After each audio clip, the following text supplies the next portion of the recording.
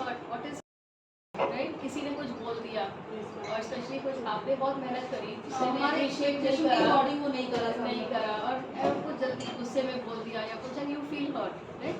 और उससे क्या होता है, you feel hurt is when your emotional wellbeing is at risk. तो क्या हो, आपके अंदर से भावना है अच्छा इसके बाद मैं कभी ये नहीं करेंगे, हम देखते हैं कैसे होगा। या फिर पुराना कि अच्छा इसने ऐसे कैसे कर दिया, मैं वो वाले इंसिडेंट किसी को मतलब यू नो फाइट बैक कि हम देखते हैं, वो भी बताएंगे उसने ऐसे किया था ऐसे किया था, उसको अटैक करना वापस। जिस बंदे ने आपको हर्ट किया उसको आप मन में अटैक करने की कैसे कैसे अटैक कर सकते हैं। ना भी करें हम तभी भी हर्ट तो हो जाता है, हम ये भी ना करें, वो बैलेंस हमने ले लिया कि ठीक है हम हर्ट हुए पर हर्ट जब होते हो तो वो फाइट या फ्लाइट रिस्पॉन्स होता है ना। अगर बॉडी को थ्रेट होता है तो क्या होता है, आपने फाइट और फ्लाइट रिस्पॉन्स सुना है ना, एनिमल्स में क्या होता है, या तो वो भाग जाएगा या वो लड़ाई करेगा, बॉडी उसी तरह से हो जाती है। सिमिलरली जब आपका इमोशंस हर्ट होते हैं then also you come into this fight या फ्लाइट रिस्पॉन्स। तो आपका कभी नहीं करेंगे हम ये काम, देखते हैं ऐसे रहता है, मेरे को बिल्कुल मतलब यू नो आगे से मैं ये करूँगी ही नहीं, ऐसा मन करता है। और या फिर होता है देखते हैं कैसे होगा, पर दोनों तो है ना, अग्रेसिव मोड ही जा रहा है ना, तो बैलेंस भी तो बना सकते हैं ना। Now what now here you have to think, okay? Touch, एक सब करो यहाँ पे, I am touching you on the arm, touch करो अपने आर्म को। Is it hurting? नहीं। Now imagine you have a wound here, यहाँ पे आपको चोट लगा हुआ है, घाव है, and now I touch you here, will it hurt? Yes, तो हर्ट मेरे टच में थी या आपके घाव में थी? घाव में थी। घाव कहाँ थी? तो क्या मेरे टच में थी? मेरे कहने से हर्ट हुए या ऑलरेडी था घाव, तभी तो टच हुआ। घाव कहाँ थे? घाव एग्जैक्टली, कहीं ना कहीं वो हर्ट क्यों हो रहा है? क्योंकि आपके घाव कहाँ है? नहीं तो घाव है। तो जब भी आप हर्ट हो, right, step one of managing hurt, okay, याद रखना, आइडेंटिफाई द वुंड। और वुंड हमारे अंदर है, नहीं तो आपको किसी के शब्द कभी हर्ट कर ही नहीं सकते। अब आपके अंदर घाव कहाँ है ये आपको ढूंढना है, आपकी एक्सपेक्टेशंस या क्या, उसमें हम लोग आते हैं। पर अभी आज का होमवर्क ये रहेगा, आप ऑब्जर्व करो कि हमारा घाव कहाँ है, एंड देन वी डिस्कस के उसका क्या करना है, we talk about it later. Step two करना क्या है तो बता। पहले ये सहमत होना कि घाव आपके अंदर है तभी हर्ट हुआ है। यस। अगर घाव नहीं था तो क्या हर्ट थी? नहीं। मेरे टच में हर्ट था? नहीं था ना। टच घाव हर्ट क्यों हुआ? उनके मन में वो घाव था। राइट, हाँ। सो घाव को आइडेंटिफाई करना है, सिर्फ इस पे सजग होना है कि अगर किसी की बात से हमें हर्ट हो रहा है तो अपने अंदर झांको, घाव कहाँ है, सिर्फ झांकना है, कुछ करना नहीं है उसका, जस्ट सजग होना है कि हमारे अंदर घाव कहाँ था। आइडेंटिफाई द वुंड, कुछ वुंड का कुछ करना नहीं है, जस्ट गेट अवेयर कि हमें हर्ट हुआ है तो कहीं तो घाव मेरे अंदर है, अपनी जिम्मेदारी लेनी है, घाव मेरे अंदर है, उसके कहने में नहीं है।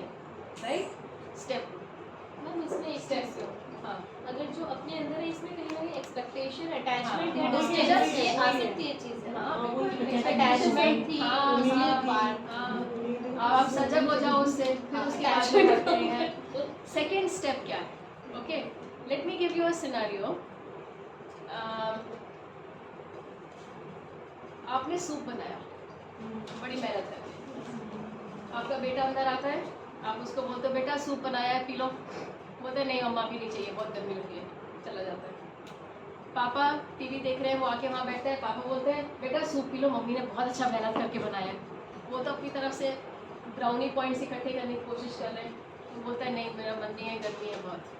फिर दादी आती है, बोलती है देखो इतना हेल्दी होता है, तुम सूप पियो, मैं देखो तुम्हारे लिए सूप लाई हूँ, ये बहुत हेल्थ के लिए अच्छा होता है, और तुम सूप लो, सूप पी लो। अब वो बोले वो लाना नहीं चाहिए मुझे सूप, वो भड़क के पड़ता है। राइट, दादी को बुरा लगता है, मैंने तो सूप बोला था, इसने तो ये ऐसे कैसे मेरे ऊपर चिल्ला रहा है। और तुमने और वो किचन में जाती है और किचन में जा कर के बोलेगी बहू को, तुमको जिसने घर सूप बनाया था, तुमने तो अपने बच्चे को कुछ मैनर्स ही नहीं सिखाया। हमारे टाइम में तो हम कभी ऐसे बोलते ही नहीं थे बड़ों को, तुम्हारा बेटा देखो मुझे कि कैसे, मैंने तो उसको सूप बोला, वो मेरे ऊपर चीख पड़ा। और वो आंसू और बाकी भी ड्रामा अब बहू के ऊपर उसने उड़ेल दिया। एंड आपको बोलते एक तो मैंने सूप बनाया और ऊपर से 10 गालियाँ भी पति से ने उड़ेल दी। आपकी क्या स्थिति होगी? अब इस सिचुएशन में गलती थी क्या किसी की? नहीं, किसी की भी गलती थी। हाँ, अब उसने अपना तीसरी बार किसी ने आप उसको बोला, उसने अपना इरिटेशन निकाल दिया, उसने अपना निकाल दिया, और आप अपना हर्ट को पकड़ के रख लिया, पकड़ के बैठोगे ना कि मैंने तो इतनी मेहनत करी थी और ये मतलब उल्टा 10 चीज़ें मुझे सुनने को मिल गई। कई बार सिचुएशंस ऐसी होती हैं जिसमें दे आर जस्ट सिचुएशंस, और हम वहाँ झोली फैला के बैठे होते हैं, आ जाओ हम पकड़ के बैठेंगे उसको, हम हर्ट हो गए। हम बैठे आओ, हमें तो ठीक लग रहा है। हम एक और चीज से हट नहीं होंगे, सासू माँ दादी से ज्यादा हट हो जाएंगे। अच्छा, एक इसमें एक और सिनेरियो मैं देती हूँ आपको। एक और सिनेरियो ये है, सपोजिंग आपको ऑफिस के लिए निकलने में देर हो रही है, आप और फिर ये हुआ बच्चे की स्कूल बस मिस हो गई या उसका टिफ़िन घर में रह गया, फिर आप भागो वहाँ पे, बच्चे की वो गाड़ी उठाई, उसको स्कूल छोड़ा, फिर ऑफिस जाने के लिए और देर हो रही है, फिर ट्रैफिक लाल बत्ती भी मिलेगी। जिस दिन गलत होता है उस दिन सब होता ही है। ऐसे होते होते ऑफिस आप पहुँचे, आपकी मनोस्थिति क्या है? किसी ने वहाँ पर कुछ आपके रास्ते में, या जो रिपोर्ट आप गए बोलने के लिए कि मैम ये रिपोर्ट आपने ये बोला था, मुझे 1 घंटा और चाहिए, और संगीता मैम को जो देर हो रही थी उन्होंने, तुम लोगों से कभी कोई टाइम पे काम नहीं होता है, बोला था कल चाहिए थी, और वो भाग भाग दौड़ दौड़ कर आ रही है। उनकी मनोस्थिति क्या थी? उन्होंने उनका ये निकल गया, और आप झोली फैला के बैठे हो, आ जाओ हमें। नॉर्मली उस सिचुएशन में वो कभी गुस्सा नहीं करती, लेकिन उनकी मनोस्थिति ऐसी थी कि वो उड़ेल दिया, और आप झोली फैला के आ जाओ, हम हर्ट हो गए, राइट? सो कई दीज आर सिचुएशंस, उनको you have to step back and say no need to get hurt. हो सकता है कुछ ऐसा उसकी मनोस्थिति, अगर आपके सामने एक गार्बेज का ट्रक जा रहा है और वो गार्बेज गिरा रहा है, उसको गिराने दो, उसको उठाने की क्या ज़रूरत है? किसी और को गुस्सा आ रहा है, उसको गुस्सा करने दो ना, तुम अपना झोली फैला के क्यों ले रहे हो उसको? इन दोनों सिचुएशंस में पर ऐसा होता नहीं है ना। नहीं, यही समझ, तभी हम यहाँ बात कर रहे हैं, तभी जिस बात पे टॉपिक हो रहा है, डिस्कशन हो रहा है। ये समझो कि कई बार सिचुएशंस में किसी की गलती नहीं होती है, कोई अपना अंदर का फ्रस्ट्रेशन निकाल रहा है, वो तुम्हारे ऊपर नहीं निकाल रहा है, वो तुम उस टाइम पे गलत फंस गए हो, तुम गार्बेज ट्रक के पीछे फंस गए हो, के पीछे स्कूटर आ गया है गलती से। अर्चना का रोहताश हटा नहीं पा रही। तुम गार्बेज ट्रक के पीछे हो, तुम पीछे और हट जाओ, उसको गार्बेज को लेने की क्या जरूरत है? वो उड़ेल रहा है। अब मेरा एक पिछली ऑर्गेनाइजेशन में एक बॉस था, उसको कोई भी कुछ लिखता था, वो ऐसी तड़ाले वाली, वो सारी गुस्से वाली वापस भेजते थे ईमेल, कि पूरे ऑर्गेनाइजेशन में कम्युनिकेशन वाज कम्प्लीटली करप्ट, कोई बोलता ही नहीं था कुछ, क्योंकि पता ही है तो। और पब्लिक में कुछ लोग ऐसे आदत डाल देते हैं। सो आपको ये भी समझना है कि कुछ जिनकी आदत हो जाती है उनसे कैसे डील करना है, या उनको कैसे समझना है ना? ये जो वो ये नहीं है कि हर सिचुएशन में सर्कमस्टेंशियल एंगर हो, कुछ लोगों का आदत भी हो जाता है, to becomes a style of working. उस केस में वो 3rd स्टेप आ जाता है, to understand. 2nd step is to understand the situation, don't take it personally, ठीक है? 1st स्टेप क्या था? Identify the good. 2nd step क्या था?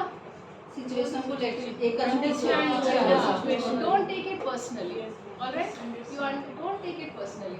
3rd step is you should know the other person, you should have an understanding of the other person. इसमें जो common वो होते हैं, वो एक अलग उसमें करेंगे, नहीं तो आज के लिए बहुत ओवरडोज हो जाएगा, right. So this step I will do separately on जो कॉमन वो होता है ना कि किस चीज़ पे हम लोग कहाँ कैसे हमें दूसरे बंदे को समझना है, वो हम लोग अलग करेंगे। हाँ,